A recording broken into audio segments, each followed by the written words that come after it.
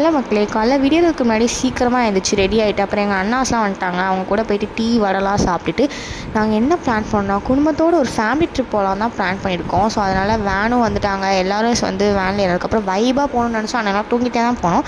ஒரு தென்காசியில் வந்து ஒரு ஹோட்டலில் வந்து காலையில் பிரேக்ஃபாஸ்ட்லாம் சாப்பிட்டு எனக்கு பிடிச்ச என்னோடய ஃபேவரட் பூரி சாம்பார் காம்போ தான் சாப்பிட்டேன்.